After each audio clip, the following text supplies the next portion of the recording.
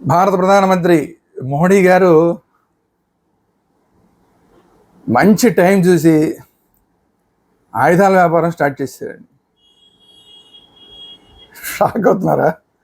ప్రధానమంత్రి మోడీ గారు ఏంటి, ఆయన అన్నీ వదిలేసి దేశ సేవ కోసం వచ్చేసిన వ్యక్తి, ఈవెన్ సంసారాన్ని కూడా వదిలేసి దేశ సేవ కోసం వచ్చేసిన వ్యక్తి. అలాంటి ఆయన ఇప్పుడు వ్యాపారం మొదలెట్టమేంటి, అది కూడా ఆయుధాల వ్యాపారం మొదలెట్టమేంటి? ఏవో ఆయన కత్తులు అమ్ముతాడా, కట్టార్లు అమ్ముతాడా అనుకుంటున్నారా? నిన్న మోడీ గారు మాట్లాడిన దేశాన్ని ఉద్దేశించి మాట్లాడు వింటే కనుక మీకు అర్థమవుతుంది. చాలా పెద్ద ఎత్తున ఆయన ఆయుధాల వ్యాపారం మొదలెట్టాడు. అయితే అది ఆయన కోసం కాదు, ఆయన సొంత లాభం కోసం కాదు. ఇండియా, భారతదేశం తరపున ఆయుధాల వ్యాపారాన్ని కరెక్ట్ రైట్ టైం చూసి మొదలుపెట్టాడు ఆయన. దానికి మంచి పబ్లిసిటీ కూడా ఆయనే యాంకర్ అయిపోయి ఆయనే తీసుకొచ్చాడు.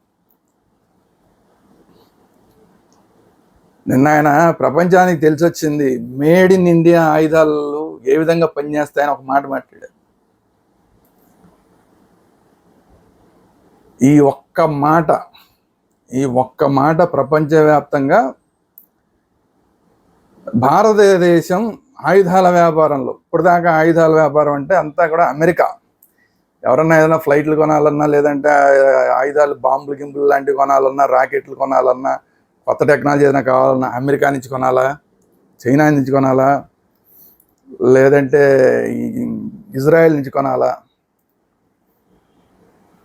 ఈ మధ్యకాలంలో ఇంకా టర్కీ అది కూడా వచ్చింది ఆ వ్యాపారంలోకి. రష్యా, ముఖ్యంగా ఎప్పటి నుంచో ఉన్నది రష్యా ఉంది, రష్యా నుంచి కొనాలా. ఫ్రాన్స్ ఉంది, ఫ్రాన్స్ నుంచి మనం ఫ్లైట్లు కొన్నాం, అలా ఫ్రాన్స్ నుంచి కొనాలా. ఈ దేశాల పేర్లు వినపడుతుండేవి. అలాంటిది ఇప్పుడు ప్రపంచ ఆయుధ మార్కెట్లో భారతదేశం పేరు అలా ఒక్కసారి జుమ్మని పైకి వెళ్ళింది. టర్కీ పేరు మొత్తానికి మట్టానికి కిందకి జారిపోయింది. అమెరికా స్థాయి పడిపోయింది. చైనా పరిస్థితి అయితే ఘోరాది ఘోరంగా అయిపోయింది. ఈ అంతటికి కారణం ఆపరేషన్ సింధూర్. మన కొంతమంది టెర్రరిస్టులు పెహల్గాంలో దాడి చేసి ఒక 26 మందిని హిందువులను చంపేశారు. ఒకళ్ళిద్దరు, ఒక ముస్లిము, ఇంకోళ్ళు ఎవరు వేరే వాళ్ళు కూడా చనిపోయారు. సరే, దీనికి రిప్లైగా ఆపరేషన్ సింధూర్ని భారతదేశం పాకిస్తాన్ మీద అనౌన్స్ చేసింది. అక్కడ ఉన్న టెర్రరిస్ట్ టార్గెట్లు ఏవైతే ఉంటాయో వాటన్నిటినీ కొట్టేశారు. లాంచ్ ప్యాడ్లు కానీ, వాళ్ళు ఉండే ప్లేసెస్ కానీ, వాటన్నిటినీ కూడా ధ్వంసం చేసేసారు. దీనికి రియాక్షన్గా పాకిస్తాన్ వాళ్ళు యుద్ధం అని చెప్పలేదు కాబట్టి వాళ్ళు యుద్ధం అందాం, వాళ్ళు ఏదో పేరు పెట్టుకున్నారు దానికి. వాళ్ళు కూడా అటు నుంచి ఫైరింగ్ మొదలెట్టారు. డ్రోన్లు పంపించారు, వందలాది డ్రోన్లు పంపించారు. ఆ వందలాది డ్రోన్లని రష్యా నుంచి తీసుకొచ్చిన S-400తో పాటు మన దేశానికి చెందిన ఆకాష్ అనే రక్షణ వ్యవస్థతోటి మొత్తం ఏ ఒక్క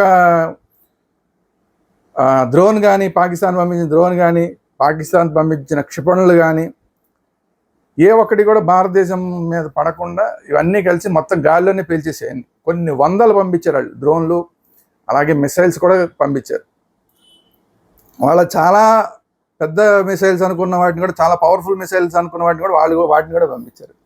అవన్నిటిని కూడా మేడ్ ఇన్ ఇండియా ఆకాష్ వ్యవస్థ, అలాగే రష్యా నుంచి తీసుకొచ్చిన S-400 వ్యవస్థ, ఇలాంటి వ్యవస్థలన్నీ కలిసి ఒక్కటి కూడా కింద పడకుండా కొట్టిసిపరిచారు. సో ఇప్పుడు S-400 గురించి ఎంత ప్రచారం అయితే వచ్చిందో, మేడ్ ఇన్ ఇండియా ప్రోడక్ట్ అయిన ఆకాష్ వ్యవస్థ గురించి కూడా అంతే పబ్లిసిటీ ప్రపంచవ్యాప్తంగా వచ్చింది. ఏంటి అసలు ఇవి? ఒక్క క్షిపణి కానీ, ఒక డ్రోన్ కానీ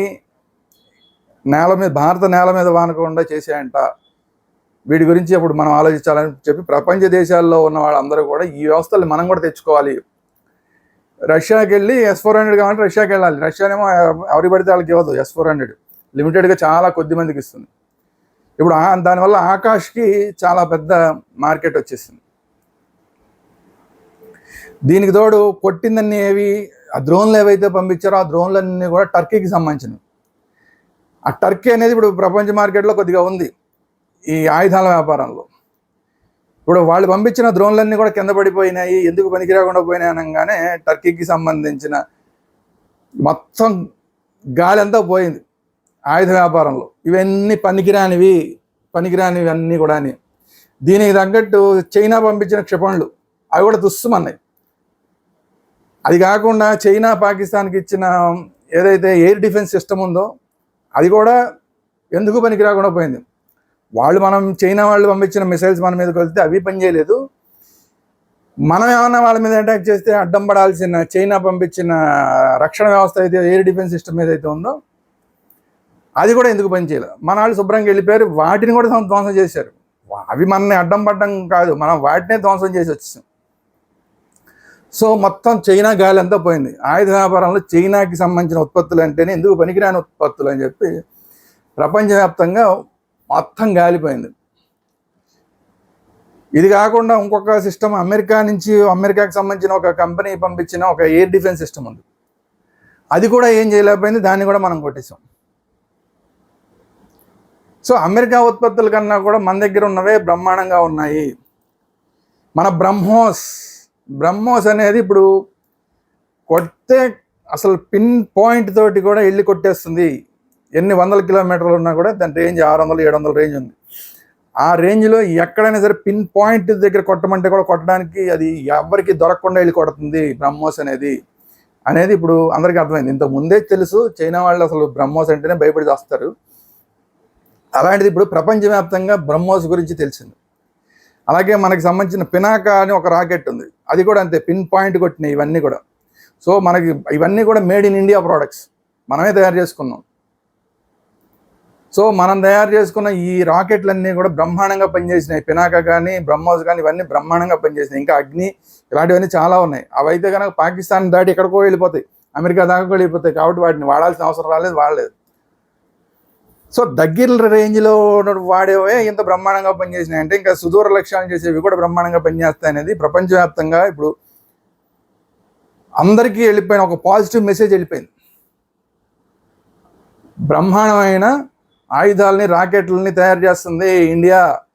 ఎయిర్ డిఫెన్స్ సిస్టమ్, బ్రహ్మాండమైన ఎయిర్ డిఫెన్స్ సిస్టమ్ తయారు చేస్తుంది, చాలా తక్కువ ఖర్చులో తయారు చేస్తుంది అది కూడా అని చెప్పి ప్రపంచవ్యాప్తంగా వెళ్ళిపోయింది. ఇప్పుడు అందరూ కూడా చైనాకి ఆర్డర్లు పెట్టిన వాళ్ళు, అంతకుముందు చైనాకి ఆర్డర్లు పెట్టిన వాళ్ళు అయితే ఆల్రెడీ వెనక్కి తీసేసుకుంటున్నారంట ఆర్డర్లని.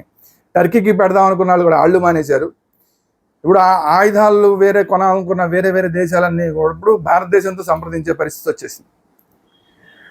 దీనికి తగ్గట్టు మోడీ గారు అంటేనే అసలు ప్రపంచవ్యాప్తంగా మోడీ గారు తెలియని వాళ్ళు లేరు.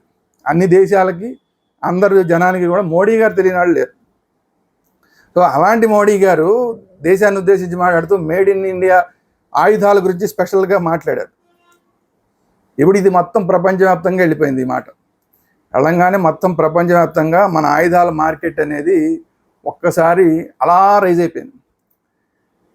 దీనికి తగ్గట్టు నిన్ననే మన రక్షణ శాఖ మంత్రి బ్రహ్మోస్కి సంబంధించిన ఉత్పత్తులు చేసే ఫ్యాక్టరీనే నిన్న ఓపెనింగ్ చేశారు. సంవత్సరానికి 300-400 ఏదో ఉంది టార్గెట్. అన్ని బ్రహ్మోస్ తయారు చేసే ఫ్యాక్టరీనే ఓపెన్ చేశారు నిన్న.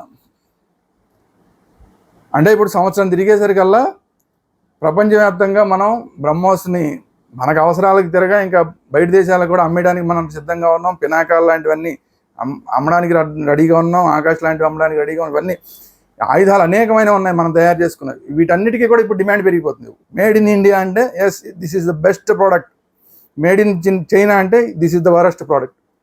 క్వాలిటీ లేని ప్రోడక్ట్ ఏదైనా ఉంది ప్రపంచంలో అంటే అది చైనాది, బ్రహ్మాండమైన క్వాలిటీ ఉండే ప్రోడక్ట్ ఏదైనా ఉందంటే అది ఇండియాది అనేది ఇప్పుడు ప్రపంచవ్యాప్తంగా అర్థమైపోయింది ఆయుధాల మార్కెట్లో. సో దాన్ని ఉపయోగించి నిన్న మోడీ గారు మాట్లాడడం ద్వారా మన దేశానికి ఆయుధ మార్కెట్ని ఒకేసారి పెంచేశారు. రాబోయే రోజుల్లో అనేకమైన దేశాల నుంచి మనకి ఆ ఆయుధాలకు సంబంధించిన డిమాండ్ ఉంటుంది, వాళ్ళు అడుగుతారు, మనం ఇస్తాము. దానివల్ల మనకి విదేశీ మారకద్రవ్యం, విపరీతమైన విదేశీ మారకద్రవ్యం ఈ ఆయుధాలని వాళ్ళకి ఇవ్వడం ద్వారా వస్తుంది. ఇప్పటిదాకా దీంట్లో టాప్లో ఉన్నది అమెరికా ఉంది, దాని తర్వాత రష్యా, చైనా ఉన్నాయి. ఇప్పుడు వాటితోటి సమానంగా మనం పోటీలోకి వెళ్ళిపోతున్నాం. ఇప్పుడు ఆ పోటీలోకి మనం కూడా ఇప్పుడు వెళ్తాం. సో విదేశీ మారక ద్రవ్యం మనకి విపరీతంగా వచ్చే అవకాశం ఉంది. దీనికి సంబంధించి మాత్రమే కాకుండా దీనికి ఉప ఉత్పత్తులు కూడా మనం కనుక ఇప్పుడు ఏదైతే మనకి బజ్ వచ్చిందో, ఆయుధాల మార్కెట్లో ఒక బజ్ వచ్చిందో, దీన్ని ఉపయోగించుకొని ఈ ఆయుధాల మార్కెట్కి సంబంధించిన చిన్న చిన్న ఉత్పత్తులు తయారు చేసేవి కూడా మనం కనుక రెడీగా ఏర్పాట్లు చేసుకుంటే బోల్డ్ అంతమందికి ఉద్యోగాలు కూడా వస్తాయి. ఇప్పటిదాకా లేని ఒక సపరేట్ మార్కెట్ మనకిది. దీంట్లో కూడా మన వాళ్ళకి అనేక మంది ఉద్యోగాలు కూడా మనం ఇవ్వడానికి అవకాశం ఉంటుంది. ఒక పక్క ఉద్యోగాలు ఇవ్వడానికి అవకాశం ఉంటుంది, దాంతోపాటు వీటి వ్యాపారం ద్వారా బోల్డంత విదేశీ మారక ద్రవ్యం మనకు వస్తుంది. ఓ పక్కన అమెరికా డాలర్ రేటు పడిపోతున్న టైంలో మనకి ఇలాంటి మార్కెట్ వచ్చి చైనాకి అమెరికాకి మధ్య వచ్చిన గొడవల్లో ఆ చైనా ప్రోడక్ట్స్ని కూడా అమెరికా తీసుకోవడం అనేసి అక్కడ కంపెనీలు కూడా ఇప్పుడు ఇండియాకి చాలా వరకు రావడానికి సిద్ధంగా ఉన్నాయి. ఇలాంటి టైంలో మన రూపాయి వాల్యూ కూడా, రూపీ వాల్యూ కూడా చాలా పెరిగిపోయే అవకాశం ఉంది. సో ఓవరాల్గా ఏతావాత ఇప్పుడు మోడీ గారు చేసిన ఈ ఆయుధాలకు సంబంధించిన పబ్లిసిటీ, ఆయన స్వయంగా యాంకరింగ్ చేసి చేసిన పబ్లిసిటీ ఏదైతే ఉందో అది రాబోయే రోజుల్లో భారతదేశానికి చాలా పెద్ద ఎత్తున ఉపయోగపడబోతుంది. ఇది ఈరోజు వీడియో. ఈ వీడియో కనుక మీకు నచ్చినట్టయితే లైక్ చేయండి. మోడీ గారి కొత్త ఆయుధాల వ్యాపారం మీద మీ అభిప్రాయం ఏంటనేది కూడా కామెంట్ రూపంలో తెలియజేయండి. అలాగే ఈ వీడియోని అందరికీ షేర్ చేయండి. ముఖ్యంగా మన ఛానల్ వేదాంత ఛానల్ని అందరూ సబ్స్క్రైబ్ చేసుకోండి. Thank you very much. జై హింద్. భారత్ మాతా కీ జై.